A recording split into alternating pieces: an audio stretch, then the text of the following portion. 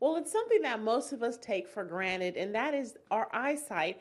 And Dr. Foster joins us from the Eye Center in Silsby. And you're here to tell us a little bit about why we need to think a little bit more about our eyesight and make sure that that's something that we protect. Well, absolutely, and thanks for having me on your program. The main thing about vision, particularly at this time of the year, when it's beautiful outside, it's nice and warm and sunny, we want to go and play, is we don't think about the damage. We think about the damage to our skin because we put on the sunscreen, but we don't think about the damage to the eye. Most important way to really get the eye protected is to put on a polarized pair of sunglasses. Polarized being that it will cut out the reflected damaging light. But there's an extra little step that we never hear about, is that there's actually an internal sun lens. The internal sun lens is dependent on the kinds of foods that you eat. And it causes a little macular pigment density, which is the protection of the macula, the very sensitive seeing part of our eye.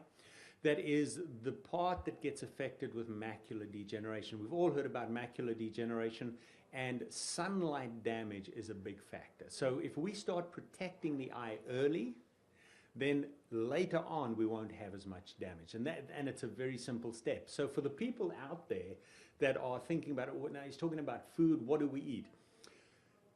Orange and yellow fruits and vegetables, and leafy green vegetables. Those are the foods that feed this macular pigment density and form the internal sun lens, which will protect the inside of the eye. So if you have the internal sun lens and the external sun lens, you're protected. And one thing that you did point out that I thought was really interesting is that the majority of the damage that happens to your eye happens at a very young age. Talk to us a little bit about that. Absolutely. In the first 17 years of our life is the most damage that occurs, primarily because we tend to be outside more then. We're not shackled to a job, etc., etc. We're forced to go outside. We also are invincible.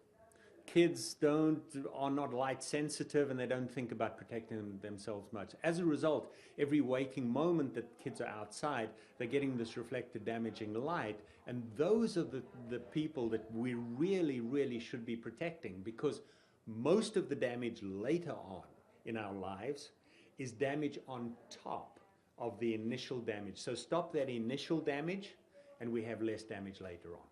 How can parents help their kids to do that? Get them some good polarized sunglasses. Parents are very good at making sure that kids get a balanced meal and eat their veggies and eat their fruits and all that kind of stuff. But I was at the beach last weekend and I saw parents diligently putting on sunscreen block all over the kids and behind the ears and every nook and cranny, so to speak, but no eye protection. And particularly around water, which is a high reflective medium, that's when the most damage occurs. So basically, these are things that we should take into account year-round, but especially during the summer months. Absolutely, primarily because the sun is in a position where more sunlight comes through, and so more ultraviolet comes through and gets reflected into our eyes. So now is really the important part. And we try to promote it at Doctor's Eye Center primarily, so next month is our Protect Your Eye special month. Okay. So we encourage people to come in and get discounted sunwear, not because we really want to discount it, but if we know that if we protect the eyes now, we're going to have less damage later on.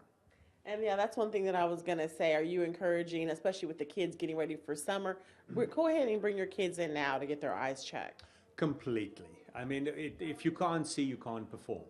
And kids are so good at getting over little hurdles, particularly vision hurdles, that the most confused part of a kid's learning ability is that we think they have a learning problem, but it's usually a vision problem.